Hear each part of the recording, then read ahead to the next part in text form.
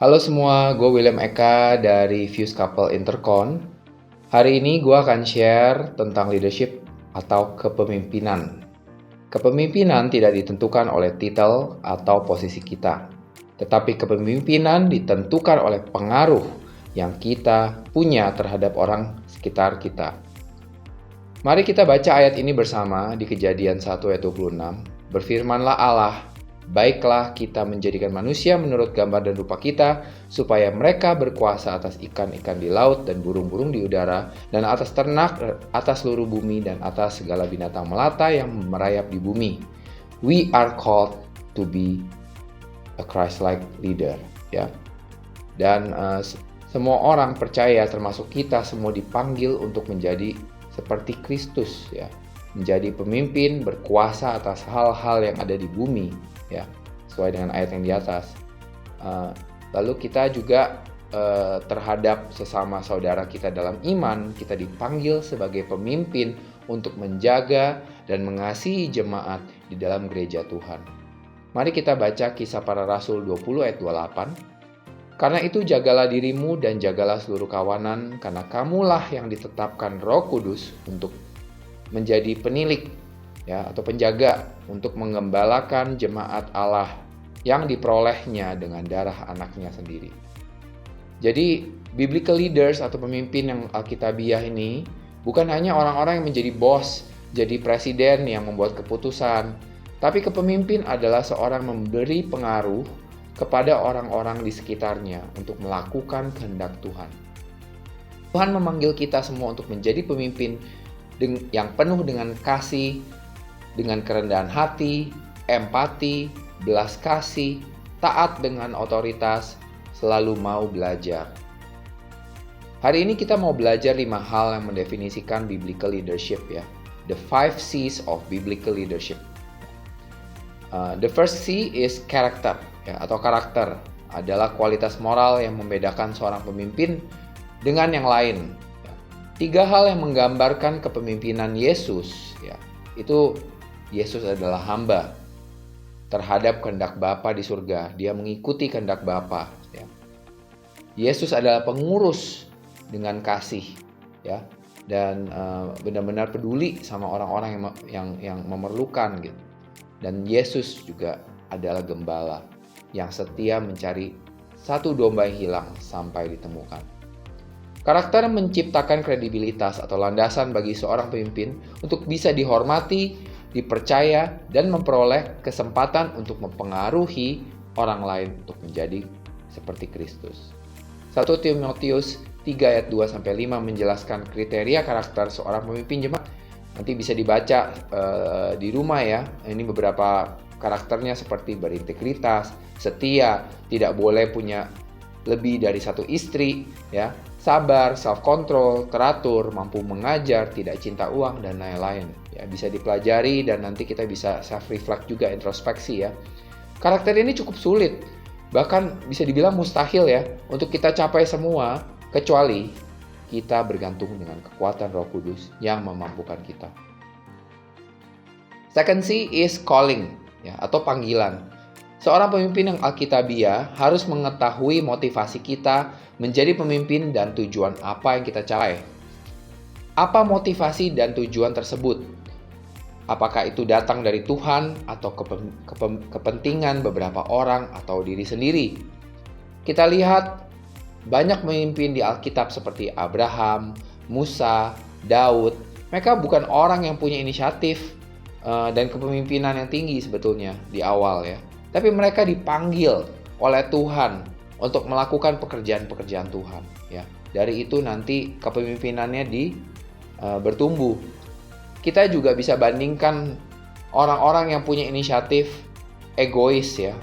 Pemimpin yang punya inisiatif egois seperti yang membangun Menara Babel di Perjanjian Lama, akhirnya mereka mengalami kegagalan, ya, karena mereka punya visi panggilan yang bersifat egois.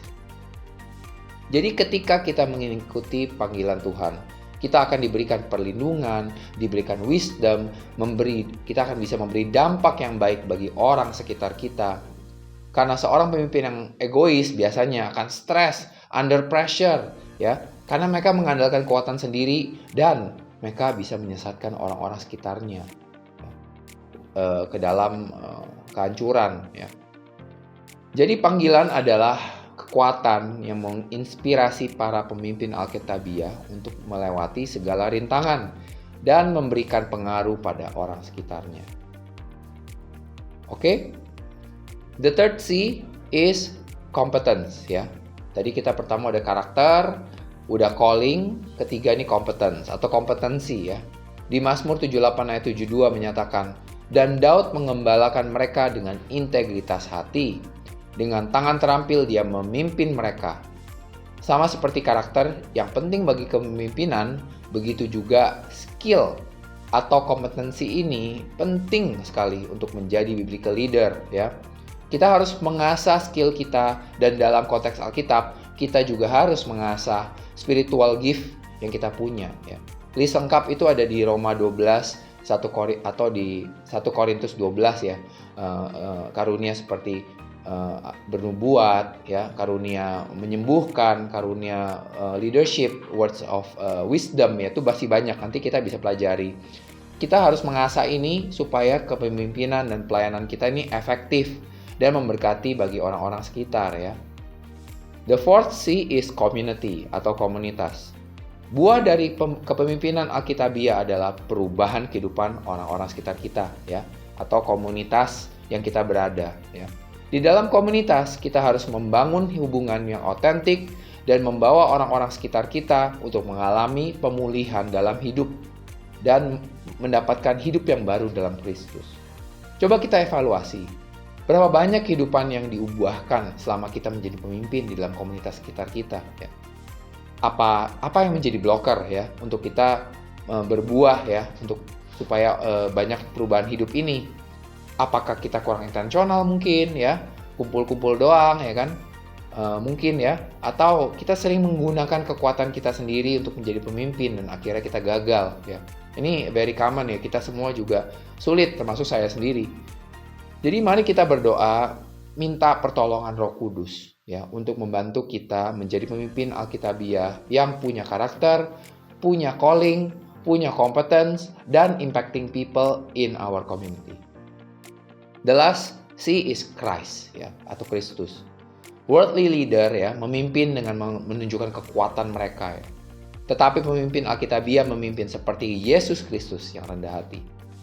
Kita bisa menjalin hubungan dengan sesama bukan dengan menunjukkan kekuatan dan kehebatan kita, tapi melalui kelemahan dan kesulitan yang kita hadapi bersama, ya. Supaya kita bisa sharing dengan satu sama lain, kita bisa relate, ya. Dan kita bisa ada trust di sana, ya. 2 Korintus 12 ayat 9 mengatakan, dalam kelemahan kita kuasa Tuhan menjadi sempurna, ya. Ini exactly verse-nya tadi, ya. Jadi Tuhan Yesus tuh bukan hanya motivator atau pengkhotbah saja, tapi dia selalu ada dan menghabiskan waktu bersama orang-orang berdosa dan lemah sampai mereka mengalami pemulihan dan mendapatkan pengharapan baru dengan percaya di dalam Kristus. Kepemimpinan Alkitab harus selalu mengarahkan orang-orang yang lemah dan berdosa kepada Kristus. Ya. Sebagai closing, kepemimpinan bukan hanya sekedar jabatan, senioritas, atau keterampilannya kita aja. Tiap orang percaya dipanggil sebagai pemimpin untuk membawa orang-orang sekitar kita untuk menjadi pengikut Yesus, ya. Ini sesuai dengan amanat agung di Matius 28 ayat 19. Jadi mari kita kembangkan 5C biblical leadership, ya, character, calling, competence, community, and Christ. Mulai dari komunitas terdekat kita, dari family, dari lingkungan pekerjaan, tetangga, teman-teman, untuk mereka bisa bertemu dengan Yesus dan mengalami perubahan hidup. Ya, ada beberapa reflection question mungkin nanti bisa dibahas bareng di grupnya masing-masing. Ya, do you think that leaders are born or made? Ya, menurut Anda apakah pemimpin dilahirkan atau dibuat? It can be very interesting to see the perspective. Dan satu lagi, hal atau karakter apa yang membantu atau menghalangi kita untuk menjadi biblical leader, ya. Semoga kita bisa sharing bareng dan kita bisa belajar untuk bisa menjadi pemimpin Alkitabiah. Thank you, God bless.